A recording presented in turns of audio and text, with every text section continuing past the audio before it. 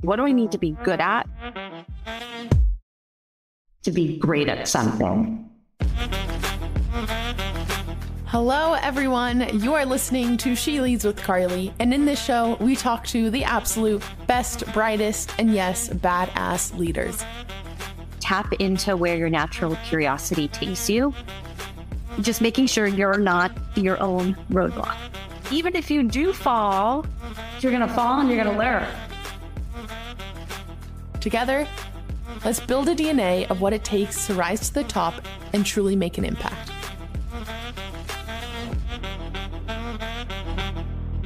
I'm your host, Carly Malatsky.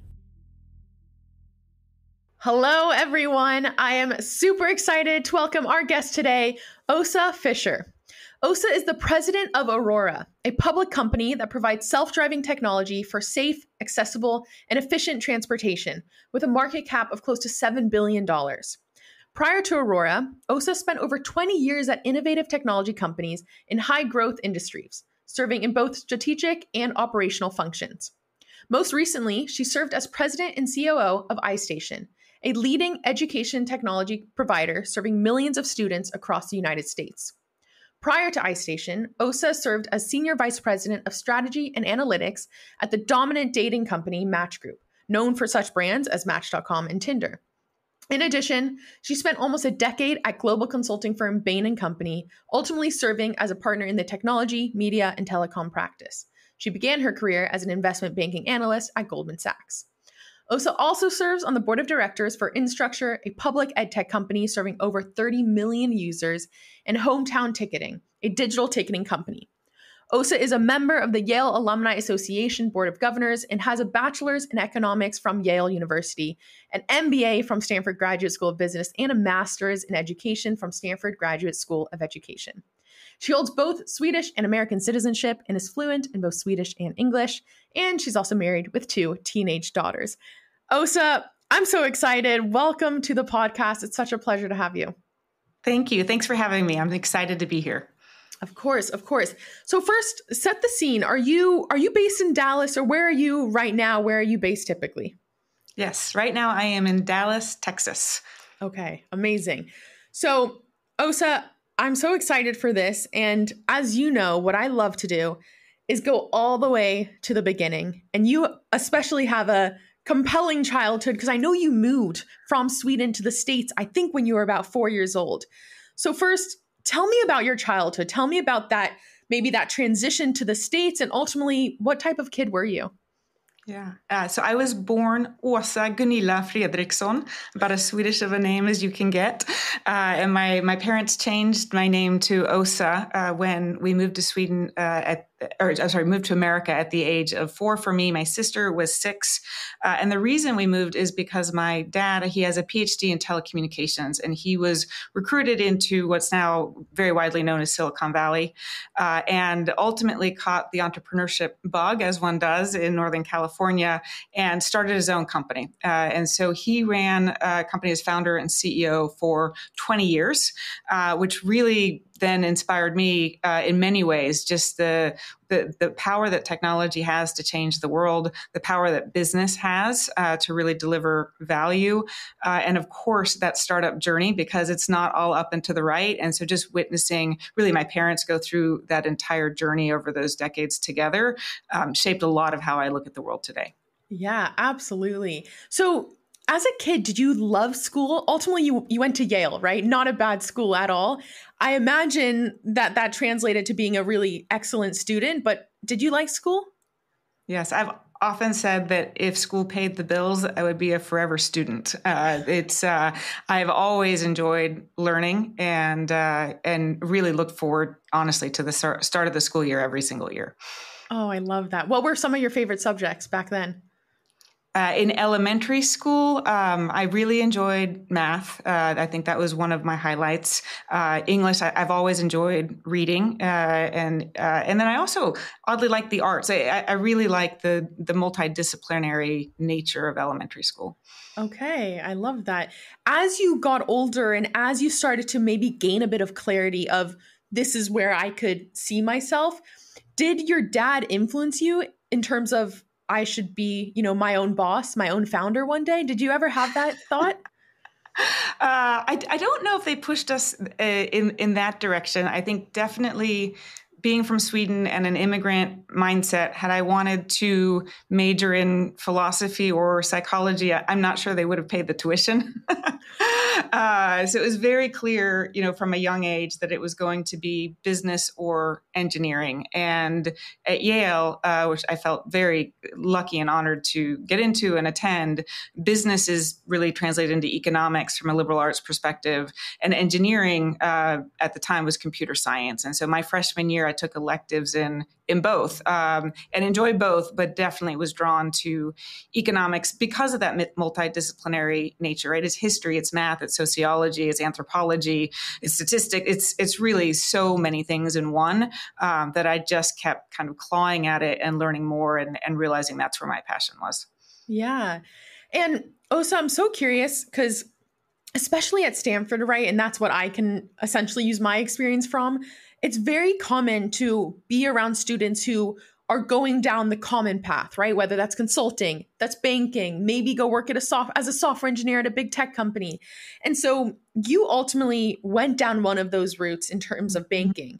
For you, when you look back, was it more fed by the outside noise, or was that something that you ultimately saw for yourself and you were excited about that path? I was very excited. I wanted to do what I thought was one of the hardest, most challenging things out of undergrad that I could. And investment banking at Wall Street, especially at Goldman, was kind of the top of that bar. I'll also say my parents did a very good job helping me through college, but after that, they basically said I was done. And so I graduated from college with, I think, $1,000 in my bank account. And so I desperately needed a job that would also pay the bills. And, Goldman hit both. But really, I was super, super excited when I got that offer and could not wait to start. How was that transition for you? Going from Yale, maybe more support from your parents, to being like, okay, I'm a real adult now. Like, what did that transition look like for you? It probably wasn't as overnight as I would have hoped it would be.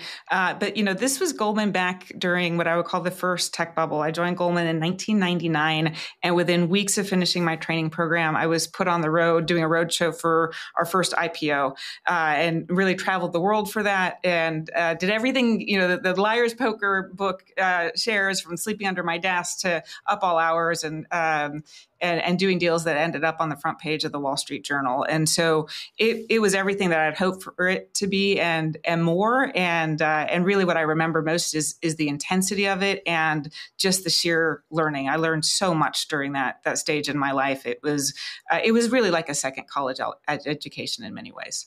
Yeah. Ultimately, what made you say, okay, I'm ready for my next step? And it seems like right after you ended up going to Bain, which is the consulting path, and getting a whole new world into that. Yeah, talk me through that transition and what led to that. Yeah, it wasn't nearly as linear as you make it out to be. So back in the day, Goldman had sort of a pre-MBA analyst program, and that's what I was in. And so I knew I was fortunate enough to get 3 years there, 2 in investment banking and 1 in equity capital markets. And I was applying to business school after that. I actually wrote all of my business school essays about entering the not-for-profit space. I wanted to do something that felt mission-driven and really making sure that I spent my time making the world just a little bit better. And I remember my essay on, what do you want to be when you grow up, basically. And I thought it would be very cool to be president of the World Bank in Washington, D.C. And anyway, I was very fortunate, landed at Stanford in their public management program. Also, because my focus was on the not-for-profit space, I went ahead and sought a master's in education as well. And then was lucky enough to land my dream job again, second time over, and had a summer internship at the World Bank at the IFC. And so spent my summer investing in technology companies in Latin America that could not receive funding through other measures. And in good news and bad, I learned a lot, but also became somewhat disillusioned with the pace of how things worked at the bank. Things that we would do in 24 hours at Goldman, took 2, 3, 4, sometimes 5 weeks at the bank. It was just a different lifestyle. And I was in my mid-20s and really wanted something that was maybe working at a faster pace. And so I came back to campus and I spoke to both my mentors at the ed school and my mentors at the business school. And every single one of them said, stay in the for-profit space for as long as you can, at least a little while longer, because you can always make that transition into the not-for-profit world at a later stage. It's more difficult to go the other direction. And so I did. I'm in my second year now of business school, about to graduate, and I did what any wayward business school student does who doesn't really know what they want to do with their life. I joined consulting, and Bain was just an amazing fit for me. They still do have the Bridgespan arm, which is their not-for-profit group. But the thing that was amazing to me is how much I loved it. Bain, I was there for a decade, and I know we'll go into that next, but I definitely did not imagine that I would be there all the way through partner when I joined back in 2004. Okay, so going back a bit, right? Choosing to go to business school. I think a lot of people, at least, around me currently, are thinking, should I go to business school? Maybe, over time. I was just talking to someone where I think years ago, having that stamp was significant, right? And it showed this badge of credibility. I think there's maybe shifting around that where it still shows it, but it's not necessarily as striking. I'd love for you to just reflect on your experience and ultimately, what did you take from business school that you think actually impacts who the leader you are today? Yeah, I received that question even back then, and because it's an expensive proposition, and you also take 2 years out of your career journey in many ways, and really ultimately what it was for me was fast forwarding to when I'm 80 years old and I'm looking back at my life. Is business school, especially at a place like Stanford, going to be something that I'm going to regret, or something that I'm going to be proud of? And is it going to be a defining moment or series of years in my life? It was more on a hunch, but also in talking with other graduates, that I thought this was going to be a defining, memorable moment for me, much the way Yale had been, and that I wouldn't regret it regardless of what it did for my career or didn't do for my career. And I was very pleasantly surprised. I mean, Stanford, I'm still best friends with, many of the people that I met there, including my husband. And because we both went there, are very much in touch, but also learned so much and go back to those resources a tremendous amount. So it paid back in spades beyond financial measure. Yeah. I'm wondering, do you find that you use that same decision metric in other aspects of your life, whether it's choosing, a career path, whatever it may be, similar to what you just said, whether it's like, will I be proud of this or will I regret it? 100%. It's really worked in my favor every time. I think it just distances ourselves a little bit from this near term, what feels like a life-defining moment. If we actually fast forward to thinking about life in our entirety and what's going to be meaningful and what's going to be trivial. Yeah, I love that. Okay, so you mentioned you end up going to Bain, doing consulting. What elements of it did you absolutely love? And you were like, okay, I didn't expect to love this, but this is actually really conducive to who I am. Yeah. Bain for me fit like hand in glove. And, the wonderful thing about consulting, especially as a relatively young professional, is you're parachuting into very different companies with pretty profound problems. They're not hiring a consulting firm for a problem they can solve on their own. And you're meeting new people all the time. I tend to be a bit of an extrovert. And learning from them, and hopefully they're learning from you.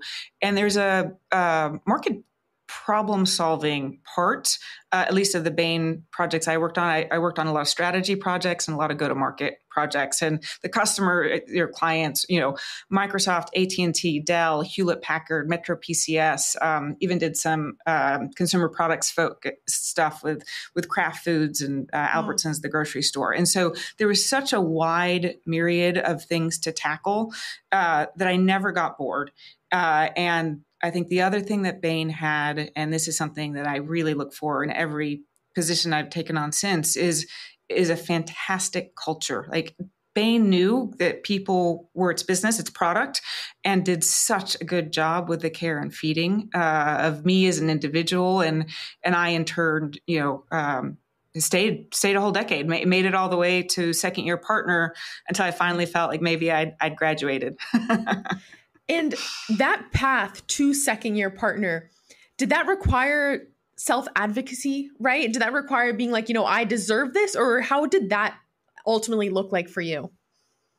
Yeah, it's interesting. I actually think the self-advocacy might have backfired. I remember I made a pitch. I drew a graph about me and maternity, and this was pre-kids, and how I was going to have kids in a couple years, and so I needed to go really, really fast now, so that when I needed to take a little bit more time, to take my kids to school, that I would have reached a certain level within the organization, and I don't know how that was received, but I perceive it was not received very well. And in turn, what really did serve me well, one, obviously delivering results for clients and having those clients request that I serve on future cases, same with my managers, et cetera. But leaning in and identifying problems and helping solve those for others, and really taking me out of the central picture. And that's really, I think, where a service-oriented mindset and a servant leadership mindset finally started to, it sound a little counterintuitive, but actually that's when the gifts kind of cycle back towards you, because that's the kind of behavior that frankly Bain rewarded. And I appreciate that now that I'm a bit more mature. I understand why that's the behavior that's rewarded. Yeah. It's almost a similar notion of you're successful if your boss is successful, right? Like if you're helping them, then ultimately, and it seems like at Bain, it could be that framework, but even your clients and your customers that are truly helpful. Yeah. Yeah. I do think the customers come first, and then hopefully you and your boss are aligned on that. And so you're both working to make your customer successful. And if that's what your focus is on, then yes, everybody wins. Okay. So back to that point where you mentioned how you presented to, I guess, your boss, management, whoever may be, saying, I hope to have kids in this amount of years. And by that time, I hope to be partner, if you will. I think as women, right, we have this biological clock that is not, it's talked about a fair amount.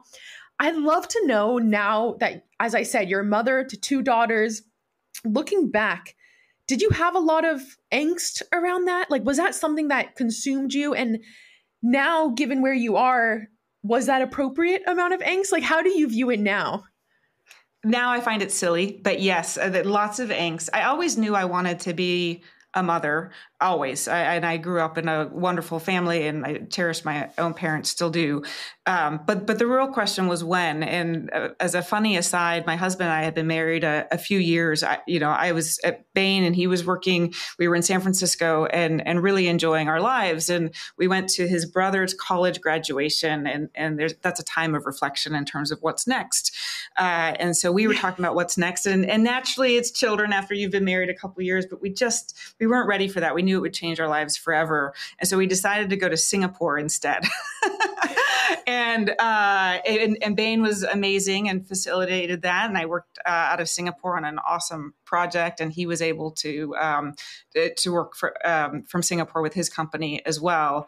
And then we came back and decided now it is time. I will say, for all of that angst, it's never, ever a perfect time. And in fact, we probably waited too long. It was difficult for me to get pregnant. And I hear that story time and time again. And so, if I had to do it over again, would I do it differently? I don't know, because it worked out wonderfully. But I do know one thing for sure. My children are the most precious thing in my entire life. And I can't believe I had so much consternation going into it. Yeah.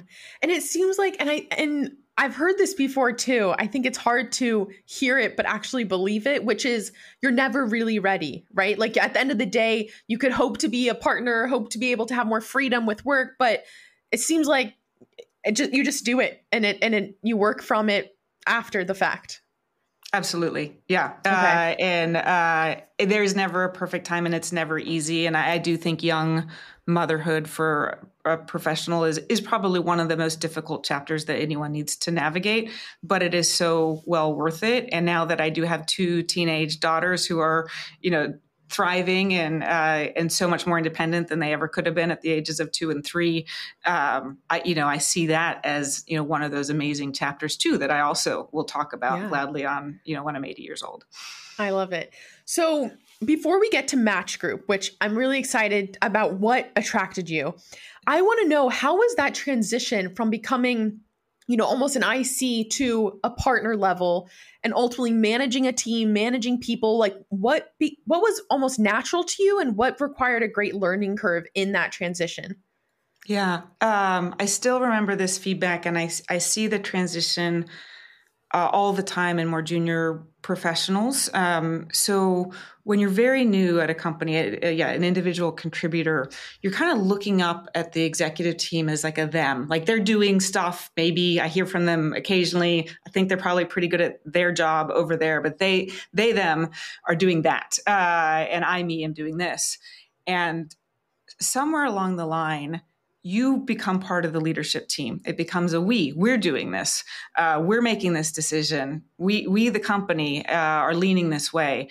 And somebody said to me, you need to go from a them to an us.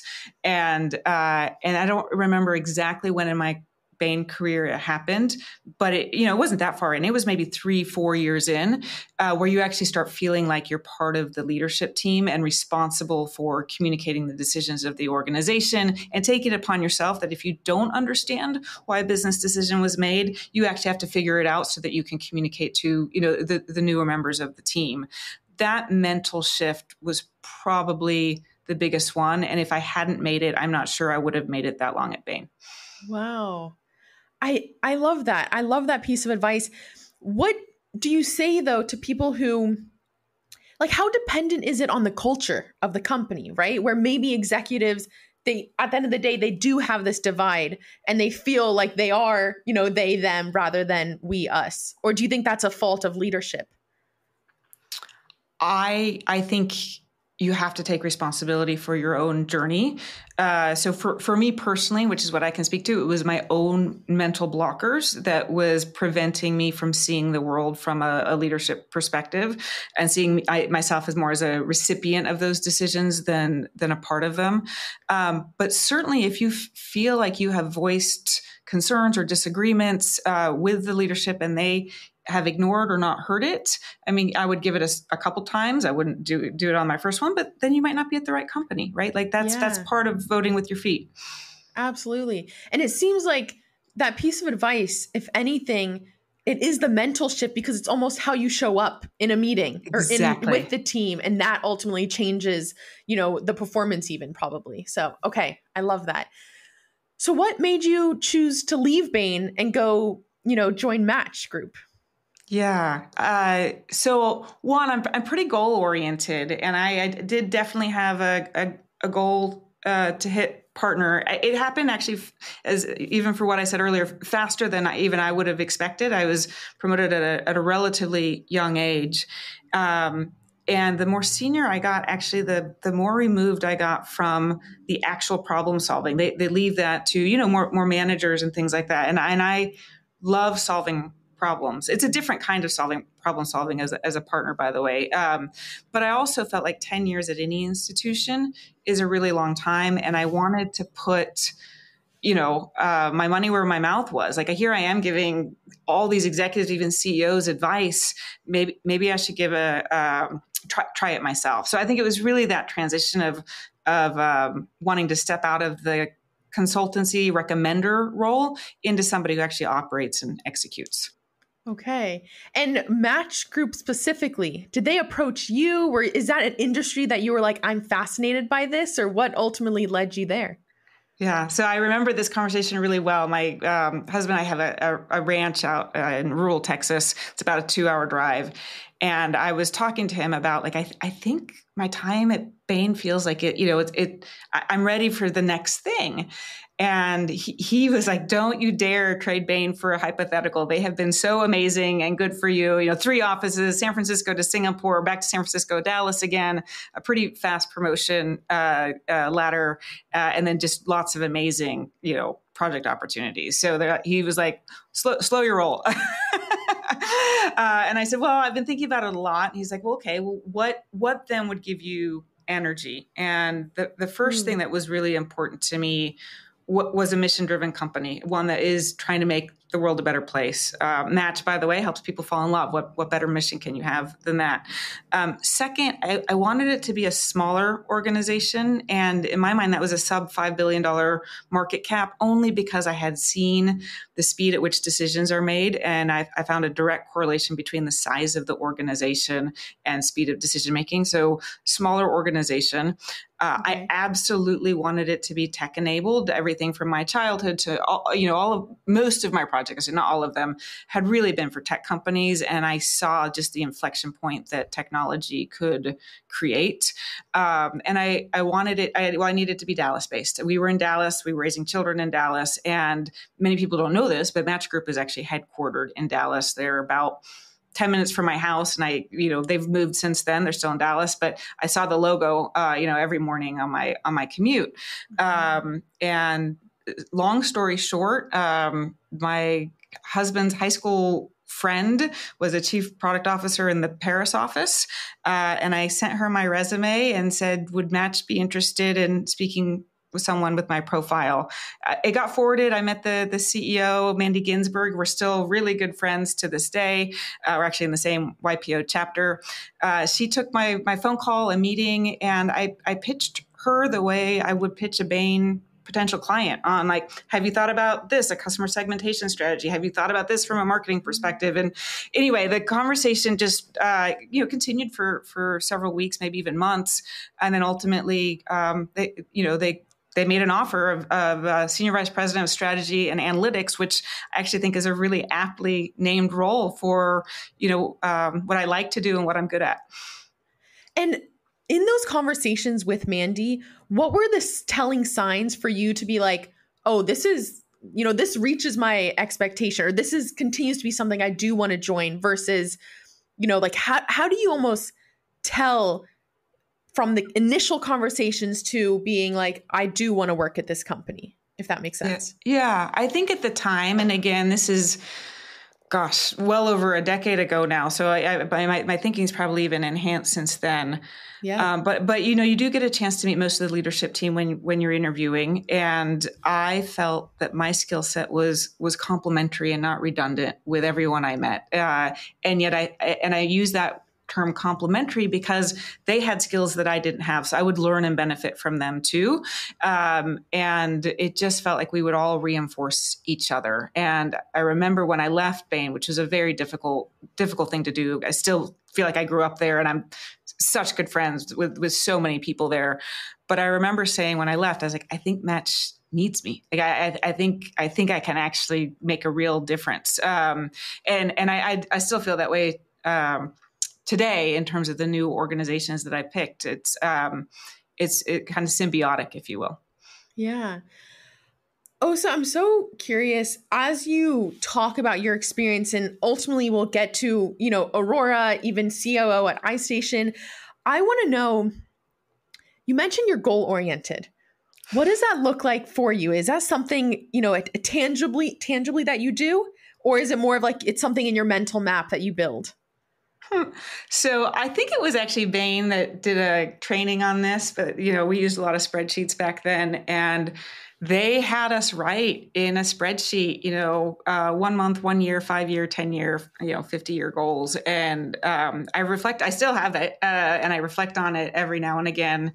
I think once you really know and understand your values at their core, they don't change that much. But writing them down is really helpful.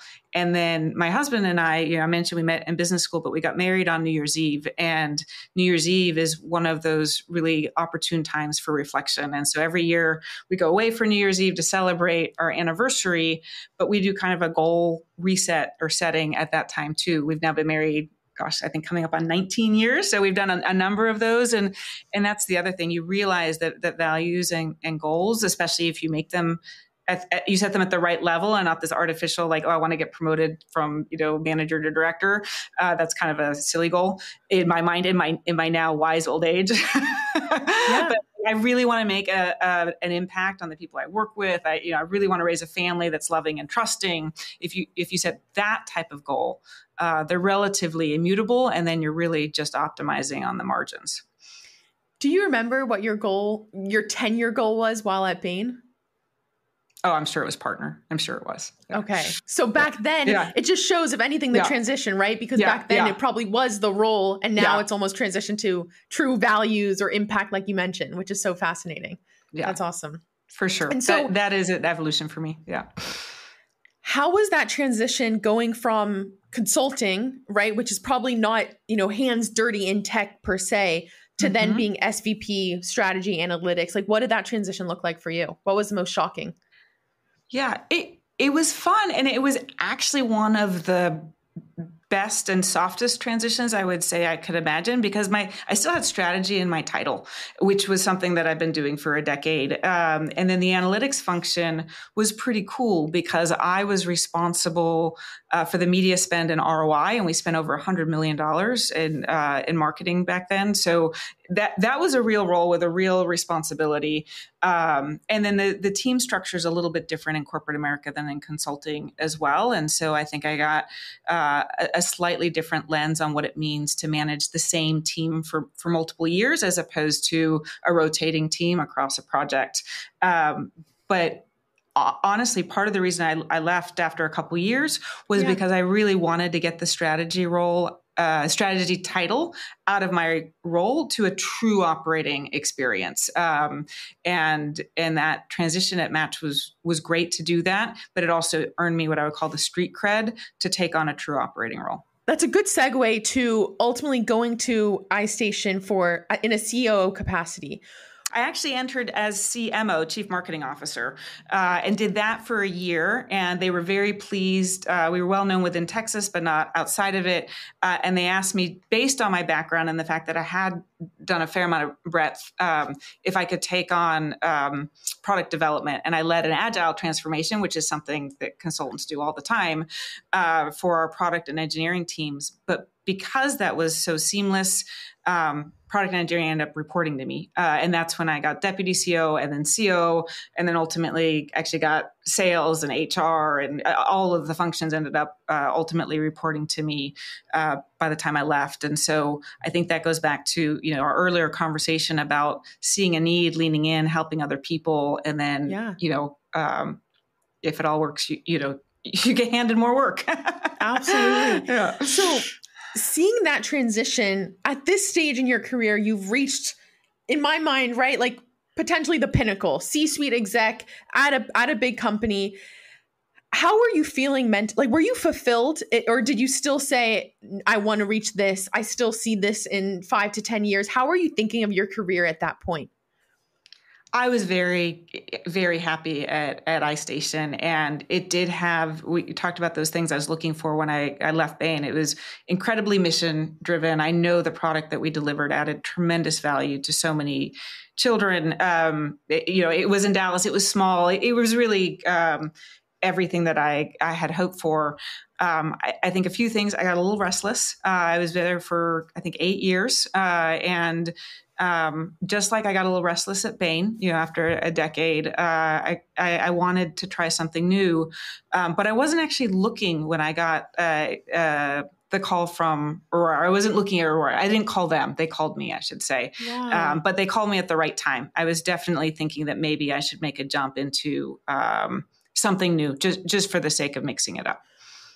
What are the signals for you that indicate restlessness, right? Or it is time for a shift? Because it seemed like you had the same thing with Bain, as similar to maybe Match Group and then ultimately Istation. What are those signals that you're like, okay, I need to think about this a bit more?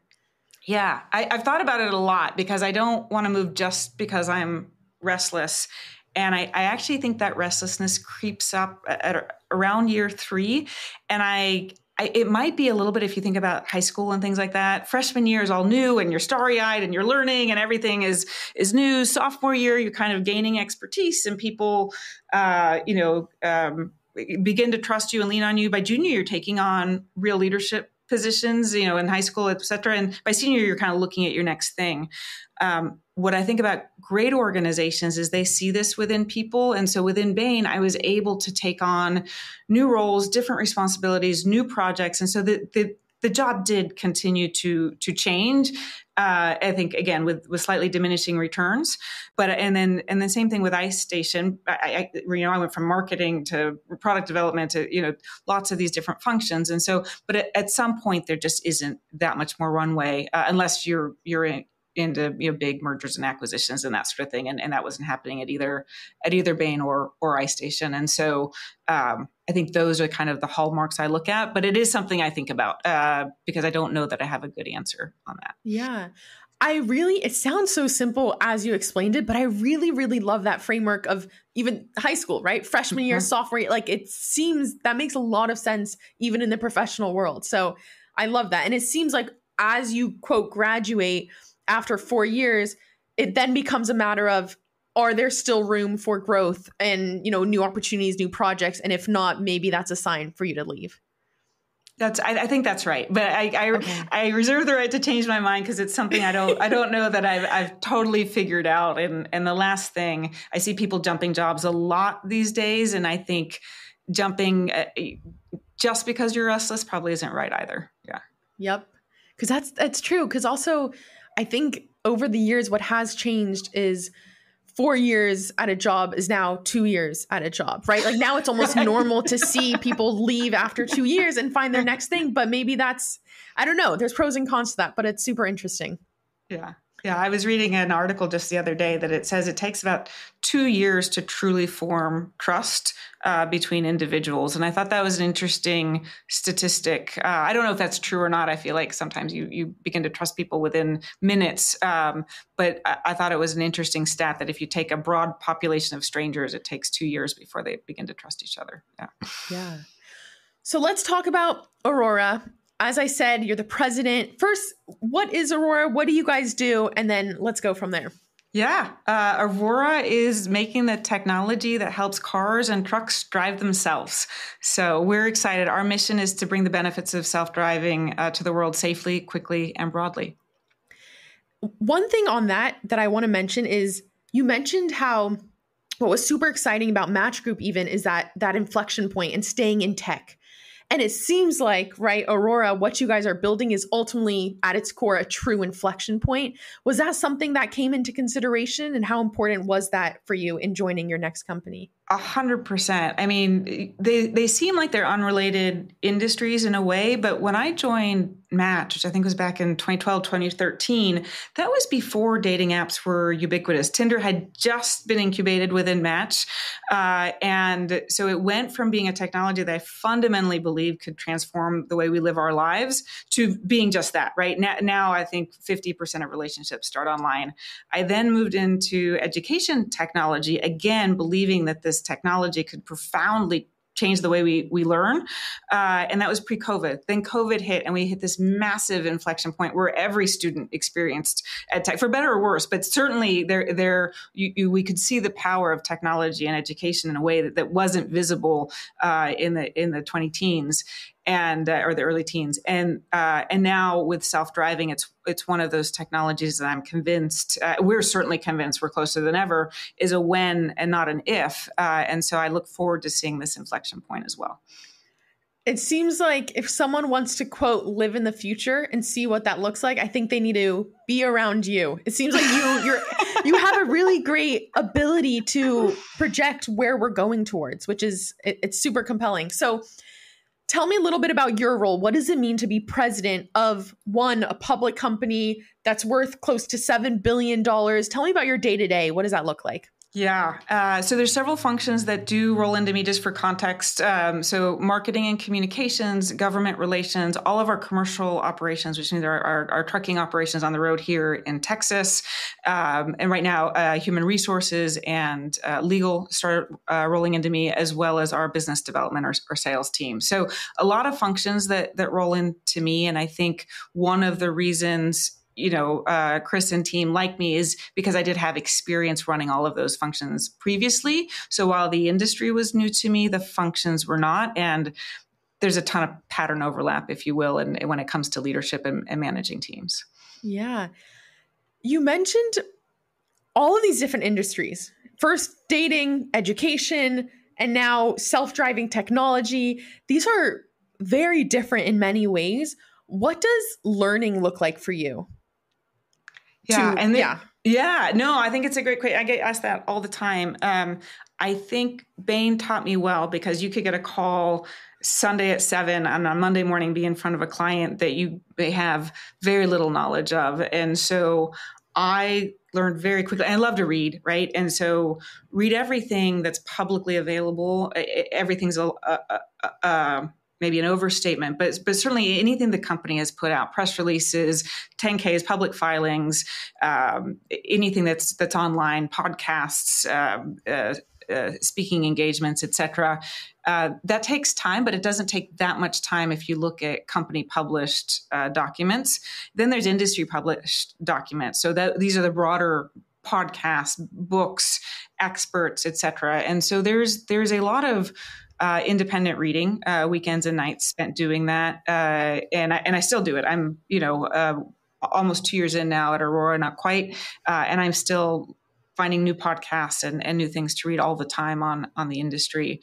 But then I think the other thing that's super important is listening. And I think I've gained a bit of a reputation for going on listening tours. And I try to go both broad across many different functions in the organization and deep. And I find that if you do a really good job listening, both to what's going well and what could be even better, the organization already knows where you need to lean in. And you take those two things together, getting well read on what you're getting into, and then creating, I think, hope, an embodiment of trust with the people that you're listening to, that you're looking out for them. Those two factors combined lead to you being able to make good decisions and prioritize your time wisely.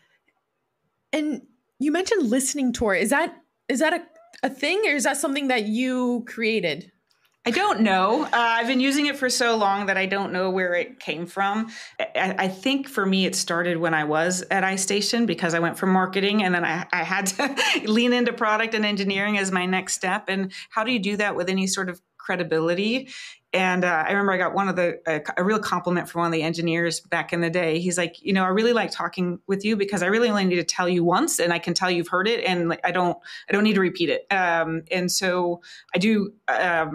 When I'm really listening and I'm new, I do handwrite. I find the kinetic learning that comes from handwriting is very, very beneficial. And then I know I'm kind of up on the learning curve when I no longer need to write it by hand, because I've already got what I would call a filing mechanism in my brain on where it's going to land. Wow, I love that.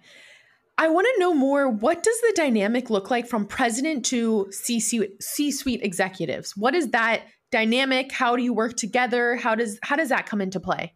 Yeah, our executive leadership team is very tight. And I believe the sign of a really good team is one that can disagree vehemently and still, have beers and hug it out and laugh in the very next moment. And I think that's really what we've built here at Aurora. We're doing really hard work, difficult things that have never been done before. And you wouldn't want a team that never disagreed. And so I really enjoy the spirited debates that we have, but also the trust that everyone's coming from a good place. We're all trying to do the right thing for Aurora, even if we have slightly different lenses on what that looks like. Yeah, I love that. So Ossa, as you know, it's called She Leads for a reason. And I would love to know, being a woman as a president of a public tech company, and even reflecting throughout your entire journey as we just did, were there moments where you felt because you were a woman that maybe you had to push further, or you had some sense of imposter syndrome? And if so, like, how did you kind of get past that? Yeah, it's so funny. I think I'm a little bit odd and different, and maybe it's because of my my parents, and my dad only had 2 daughters, but I've never ever felt that I couldn't do almost anything that a man could do, and in fact was encouraged to take on, I think, what was historically considered fairly male-dominated industries, from investment banking, even consulting. There weren't that many female partners back when I joined. I think it's different now. And then leaning into technology. So I personally haven't felt that, and I haven't felt judged because I'm a woman. I will say the one thing that is a little bit different, and probably the first time I experienced gender roles, was motherhood. And that was kind of fun to work through with my husband because he had grown up in a very traditional family where his mom had not worked and his dad did. And so when we first had Anna, and I took maternity leave, it was clear that certain things stopped happening. So he stopped taking his dry cleaning in, assuming that I would do it now. And that this is, I think, a testament to a very strong marriage and a strong relationship. I had to work up the guts to tell him, hey, this isn't how it's going to work. I am going back to work. And he is now one of the most, 50-50 parents that I could ever imagine. We share that workload tremendously, and have to. And I think he's gotten great satisfaction and from leaning in a little bit more to the fatherhood role. So that's probably my most gender-based experience, less so in the workplace. Yeah. No, I love that. And I'm so happy you mentioned that, because I think it's quite, pertinent to many, many women who are mothers, who want to work, who are in leadership roles. And what I will say as well is, even having, I think, that same mindset that you mentioned of transitioning from the I, me to the we, us, I think that could actually be applied to the same, being a woman versus a man. Like, it doesn't necessarily matter, and I'm just here and being a part of it. I deserve to be here. So I think there's like that, again, that mental shift, which is so powerful. Yeah, I like that. I like the way you phrase that. Yeah. So I want to know, what is the most significant thing you've changed your mind about over the past decade? Yeah, I think the way we carry unconscious bias and stereotypes, and what I mean by that is, I married a Texan, that's why we're in Dallas now. His love for Texas may not be rational, but it is real. And I've learned to love Texas too. It's great. We're very happy here. We've been here about 15 years. But when I moved from Northern California to Texas, I realized Californians have a ton of stereotypes about Texas. I did myself. And Texans have a bunch of stereotypes about Californians, to name a few. And what's so silly about that is it prevents us from really getting to know one another. And there are wonderful, fabulous people throughout both states, obviously. And yet I continually run into people who are like, oh, what's Texas like? And even stereotypes about Sweden, things like that. And 10 years is probably not enough time, but 15 years ago, I would say I probably held more of those stereotypes than I'd like to admit. And now I work really, really hard to acknowledge that I may have unconscious bias, and to not ignore that, but to really work through it. Ooh, that's a good one. I like that. I think many people can also adopt that, which is great. Okay, my other 2 more questions for you. One is, if you had the power to assign a book to everyone on earth to read and really truly understand it, which book would you choose? Yeah. My favorite book of all times is Unbroken by Laura Hillenbrand. Such a good book. I literally sent it to my friend last night saying, you need to read this. I love it. Yeah. And I remember reading that book and thinking, I will never, ever again feel sorry for myself in my entire life. It's a great lesson in how to persevere, how to put life in perspective, how to understand the human condition. And so, yes, I can't say enough good things about it. That's amazing. Oh, so what craft are you spending a lifetime honing? The art of influence. I think as, yes. No, look, as an executive, you have a lot of decision rights. And so it's easy. It can become easy, can feel easy to make a decision. But if you're not influencing people along the way, either people who then, ideally go and execute that decision, or rather, I guess I work with a team of executives. They have certain decision rights too. And if I can't influence or persuade or make my case, then I'm not very effective. And it actually holds in personal life as well. I have 2 teenage daughters, and sure, there's certain rules we put in place, but the biggest gift I think I have as a mom is being able to subtly influence how they think and view the world. Obviously, their decisions on what they take away and what they don't, but influence can't be underestimated. Given that, what is the best either advice you've listened to, heard, or read, or whatever may be? What is something around influence that you've taken into your own approach? Yeah. So there's 2 books that I recommend to anyone who's curious to learn more. One is literally called Influence. I think it's called Influence, the Art of Persuasion. It's pretty well known. The other one is called Thank You for Arguing. And it talks a little bit about how you can disagree and still be agreeable, but it goes back really to Aristotle, and it goes back to trust. And I think when I was more junior in my career, because I was fairly analytical and I do math and logic, and I would just explain something very logically. And if you go back to Aristotle's teaching, he would suggest that even the best data and the best logic won't be accepted if it's not trusted. And so you need a shared ethos, which is a commonality that this person might actually be looking out for me. Shared ethos, that leads to trust. And then trust leads to influence. And so I still enjoy solving problems with data. I will never not enjoy that. But I spend a lot more of my time developing a shared ethos and understanding of shared state, and making sure that I communicate, even if it's not explicitly, implicitly, that I'm doing this for the better of the whole. Because if they don't believe where you're coming from, they're not going to believe what you're saying. Oh, that's a great way to end it. It has been such a pleasure. Thank you so much for joining me on She Leads. First of all, I've just admired your entire journey from literally growing up in Sweden, moving to America, and then ultimately where you are today. It's really inspiring. So thank you. Thank you for coming on the pod. Thank you. It's been a real pleasure. Thank you so much for listening to the show this week. If you enjoyed, please spread the word. Tell someone about She Leads or post about it on social media and tag us. If you want to contact us, feel free to send over a message through the She Leads Instagram page at sheleads.show. If you want to follow us on Twitter, our account is @SheLeadsShow, and mine is @Carly Malatsky. This episode was produced and edited by Nick Verschow. Thank you also to our partner, Floodgate. If you're passionate about startups and want to learn more about the starting journey of those who have built groundbreaking companies, I highly recommend listening to Starting Greatness with Mike Maples Jr., the founding partner of Floodgate. He has an incredible show that, in my opinion, is definitely worth your time. Thanks again.